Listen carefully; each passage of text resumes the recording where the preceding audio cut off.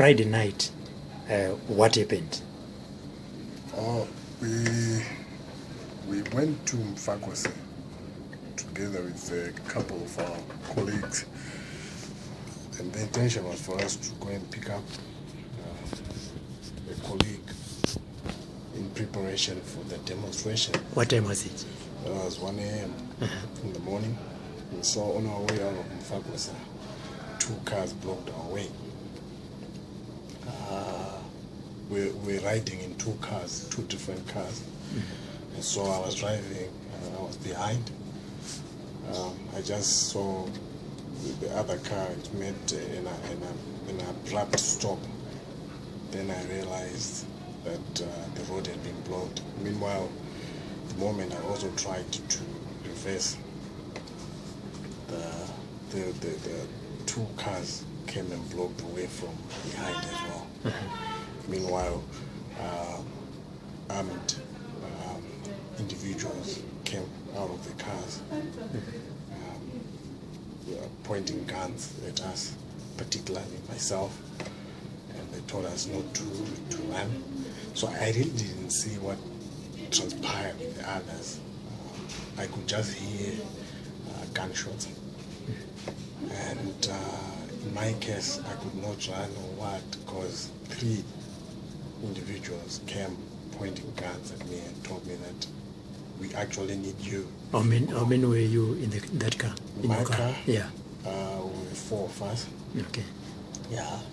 But they made it clear that they needed me.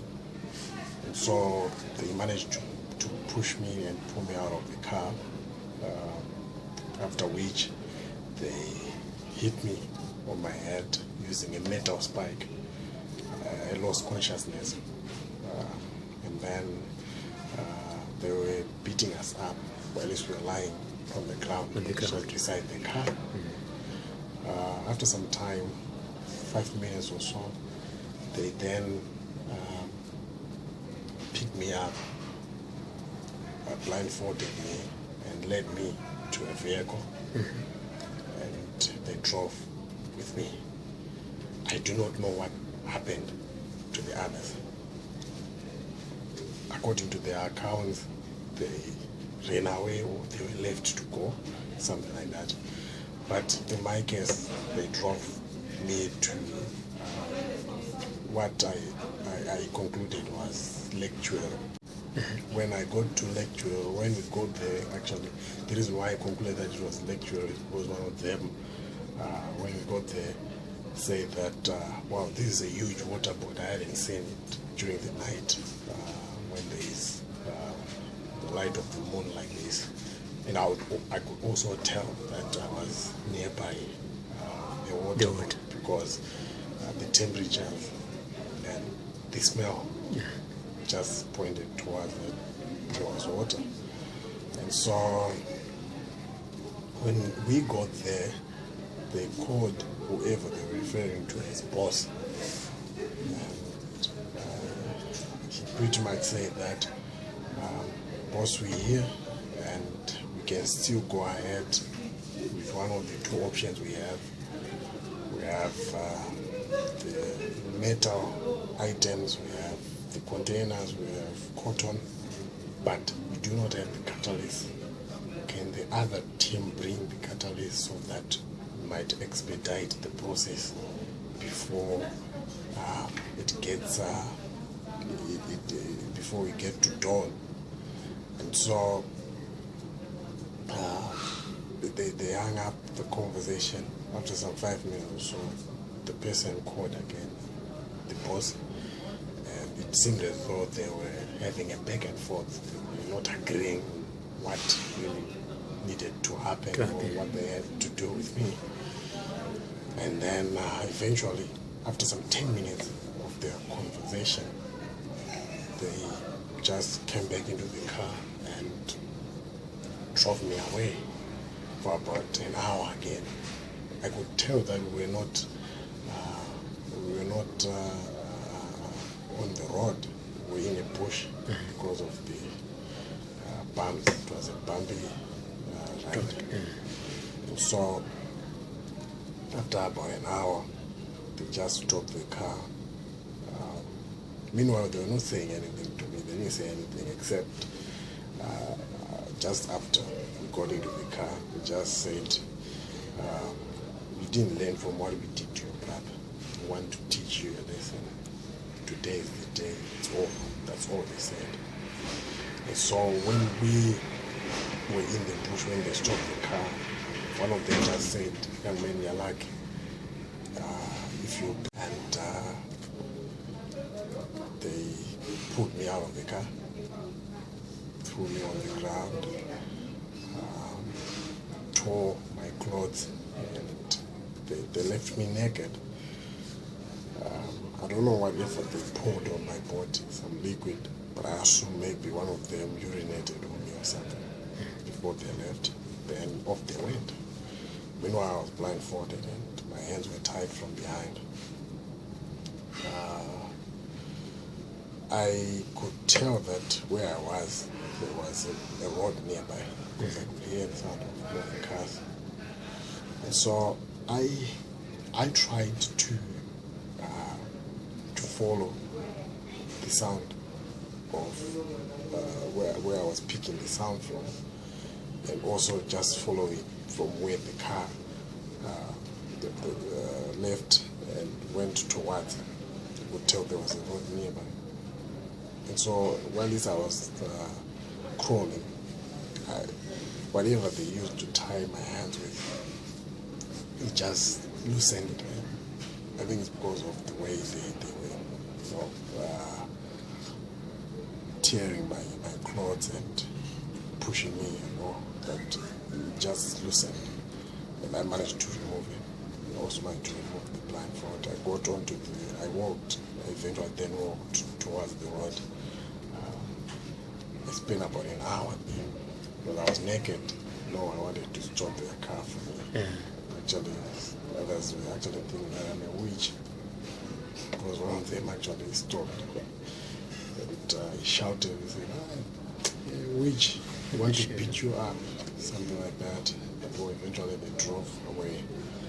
And after about an hour, 3 cars stopped, just 30-40 meters from where I was. Then they conversed and agreed they would come back and find out what really transpired. And I was in danger or what. So they came back, asked me what it was. I told them that I had been beaten and I needed some help. And yeah, they then came to where I was. They told me to get into. Unfortunately, when I got into the car, one of the individuals in that combi identified me and said, this is Dzamara. And a debate emanated out of that, because he was saying maybe he's being followed, so we're putting ourselves in danger. But the good thing is, this was going on while the car was already moving. And I asked where we were. He told me we were in Snake Park. And eventually they arrived at a conclusion that they would drop me off. But the good thing is, we were just close by the 2 service stations, just before Pamzinda. Yes. So they dropped me just So they given you something to put on? No, they didn't. I just walked to one of the service stations, the other one, not Puma, the other one. When I got there, the security, they were also petrified. They actually even took their guns, thinking that maybe something was wrong. And I told the guys, please, I need your help. In fact, I just had to turn my back because I was bleeding. Okay. After being hit by the metal spike, I was bleeding profusely. So I just turned and I showed them, look, I'm even bleeding. I need your help. That's when they said, no, please come. I narrated what had happened. They gave me a curtain, which I used to wrap myself. They then also helped me with the phone. I used the phone to call my brother, who came to pick me up. And the people that picked you in focus, Can you recognize their faces because you have been to the police camp on several times? Any familiar faces? Not really. Is it completely I new? could not recognize any of their faces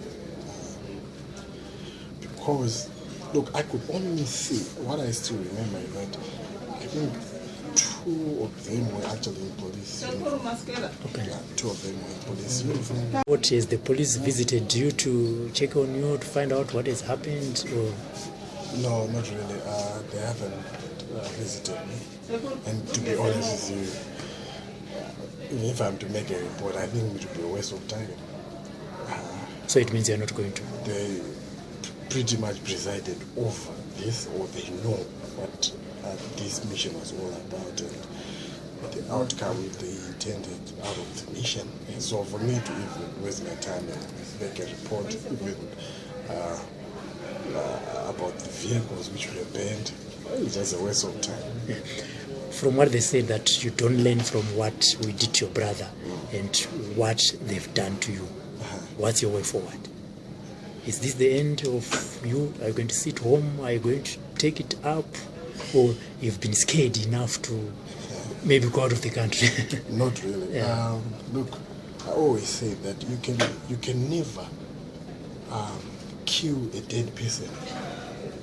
Yeah, a dead person is already dead. And I know there's no such a word as dead here, but I'll use it. A dead person can never be deadier than being dead. He's dead already. And I think that's where we are at. That's where I am at. I do not think that there is anything that can dissuade me out of this path. There is anything that can discourage me from pursuing the quest for a better Zimbabwe.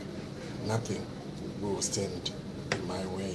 What this actually does is that it emboldens my resolve towards that pursuit for a better Zimbabwe.